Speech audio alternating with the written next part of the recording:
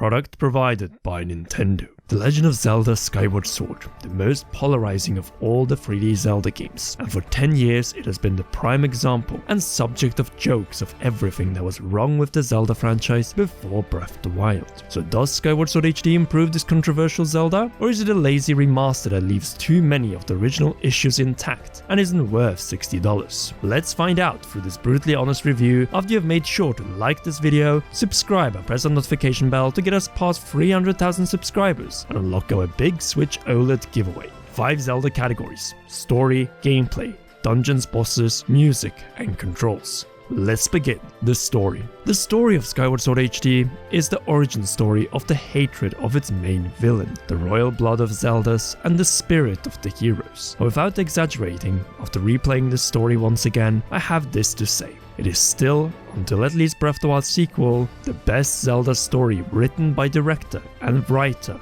Hidemaru Fujibayashi. Throughout the lengthy quest of this game, you'll be greatly invested in a plot that begins in the sky, takes us down to the surface, and back up to the sky as the big revelation and stage is set, building up to the inevitable final confrontation. Skyward Sword is a love story, but also a story about growing up and moving on from the safe into the threats of the greater unknown. And this is brilliantly depicted throughout the entire game through the amazing writing and characters found in this one. Link, Zelda, and the third wheel Groose are all well written, despite representing the notorious love triangle that has been ridiculed by the likes of terrible writing advice. But here, it works, mainly due to the character development the different characters of the game go through, and the greater threat at hand, the demons. Specifically Girahim, who I will say straight out is the best written villain in the entire series, as he has a fabulousness that is even more evident when the game is running in 1080p 60 frames per second, a major overhaul from the Wii's 480p. The same goes for the game's HUD, which is far less cluttered than it was on the Wii, meaning that the contrast between story cutscenes and gameplay is not that drastic any longer.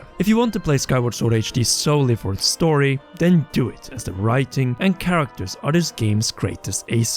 I wish the same could be said about the gameplay. I guess it's time to talk about some of Skyward Sword HD's most brilliant and also weakest sides, as the gameplay and structure of the progression in this game is still a very mixed bag of good, bad and ugly, but with far more good than in the Wii version. Let's take the good first, the enjoyment of precise controls and the option to disable motion controls. The same goes with shutting up Fi, another well-written character who was ruined in the Wii version of the game by constantly interrupting and worst of all repeating what the text box had just explained to us already. This repetition can at last be disabled and is, along with faster text, skippable cutscenes, autosave, shortened down mundane sections, plus other refinements, makes this game far more enjoyable when it comes to not breaking the pace of this epic quest. Sadly, this is where the quality of life ends, as Skyward Sword's most glaring issue of Illa and overextending its welcome with unnecessary missions and far more backtracking than it is necessary is still there. The game as a whole hasn't changed and will never change, and this issue of forced linearity with disconnected provinces that feel like levels, mundane tasks, and terrible gameplay scenarios still drags the game down in 2021, though to a lesser degree than it did in 2011. 3 disconnected surface provinces that you can't walk among on the surface is still a big weakness, and only one of these is truly exceptional, with one of the most genius gameplay mechanics in the 35 years of this franchise. The opening, just like in Twilight Princess, despite refinements and slicing of unnecessary fat until you reach the first dungeon, is still too long. It is still plagued by interruption filler sections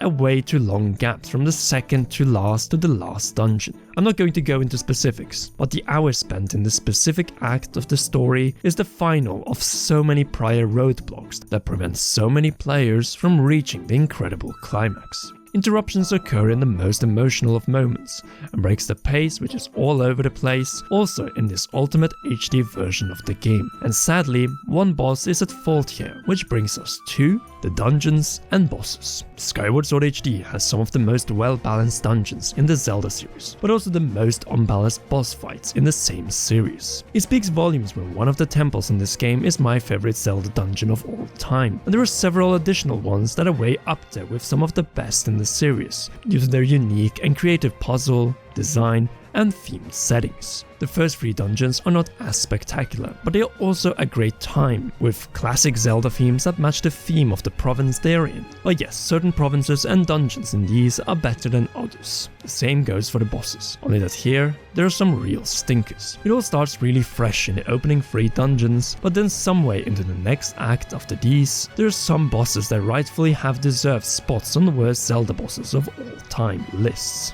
Luckily, there are some truly exceptional boss and mini-boss fights in this game, and they shine like few bosses both before and after Skyward Sword. Overall, the dungeon and bosses are a positive in Skyward Sword HD despite some pitfalls, much thanks to the soundtrack. The Legend of Zelda series has some of the most iconic music in gaming, and Skyward Sword is definitely up there in this category with the best games in the series. Its blend of themes match all kinds of situations Link ends up in, and set the perfect mood in a very organic and natural way that always seems to fit the situation, location, or character we are in contact with. You have heroic tunes, greatly villainous pieces, tracks of love, utter seriousness, silliness, and sadness. This variation of happiness and sadness in many ways replicate that of life itself, with its ups and downs and how we get out of the lows and move on. I will say it loud, Skyward Sword is the best Zelda soundtrack after Koji Kondo left the series after Miyamoto was no longer series producer. Or actually, he has one track, the very important prologue theme that you should definitely watch by staying in the main menu, as it is crucial to this game, but also Breath of the Wild and possibly its sequel. One of the reasons why this soundtrack is so brilliant is that it is fully orchestrated as the only Zelda game to date. No doubt, Nintendo did not hold back for its 25th anniversary Zelda game, and this effort can also be heard loud and clear during this 35th anniversary of the franchise. But obviously, the big selling point of this HD remaster is the controls. To play with motion controls or without motion controls? That is the question in Skyward Sword HD. Personally, I love both forms of play, now that we have button and right analog stick based controls in the Switch remaster. And I have to admit, both of the controller options have their advantages and disadvantages. The button controls are far more precise and easier to use for most regular sword attacks and flying your Loftwing, but have some issues with some sword moves, like the spin attack when using Joy-Cons, so if you have a Pro controller, then use it, as the bigger analog sticks make a significant difference. The Joy-Con motion controls are definitely better than on the Wii when it comes to latency, but lacks the accuracy of the button controls, in particular when trying to stab enemies or targeting using the gyro when we no longer have a sensor bar. Still, I ended up playing for the most part on the TV with motion controls, due to constant full dual analog stick camera controls without holding down any button, and these are absolutely brilliant, which you don't have all the time when playing with button and sword stick controls, since these camera controls require you to constantly hold down the L button to move the camera freely. It is very uncomfortable in the long run, and it is very clunky when adjusting from moving the camera to using the sword. Both motion controls and button controls have their shortcomings, hence the possibility of switching between the two is the greatest enhancement of the game. Not only offering playstyles that are better in different ways, but also making this game accessible to all players, whether you prefer traditional stick and button based experience over movement based one, and then also with dual analog camera controls. Final verdict. The Legend of Zelda Skyward Sword HD is a better experience than Skyward Sword on the Wii. Its new enhanced controls, quality of life improvements, full HD visuals, 60 frames per second are all great accomplishments that have brought this game up to a higher score than I would have given the Wii original in 2011. Still, this game has structural gameplay and progression problems, issues that couldn't have been solved with a simple, though impressive HD remaster without any additional content from the original. As such, the remaining sins of the past also drag down the score of Skyward Sword HD, but as promised, not as much, but to a brutally honest score of 85 out of 100. Play this game, it is definitely a competent remaster and worth $60, but do not expect any Breath of the Wild Game of the Year quality of it, since it was the shortcomings of Skyward Sword that, along with the simultaneous success of Skyrim's open world, that brought the Zelda team on a different open world, scratch that, open air path with Breath of the Wild. And that is my brutally honest review of Skyward Sword HD. Do you possibly agree with my verdict, or do you think it deserves a different score? And are you picking up Skyward Sword HD? Sound off in the comment section down below. If you haven't already, please leave a like on this video, subscribe and press that notification bell for more Zelda videos, and to get the channel to 300,000 subscribers, and by doing so by October 8, unlocking our big Switch OLED model giveaway. Finally, a big thanks goes to all our patreon.com/commonrealm patrons, and in particular the royal producer Chalshesh. And please enjoy one or both of these two awesome videos.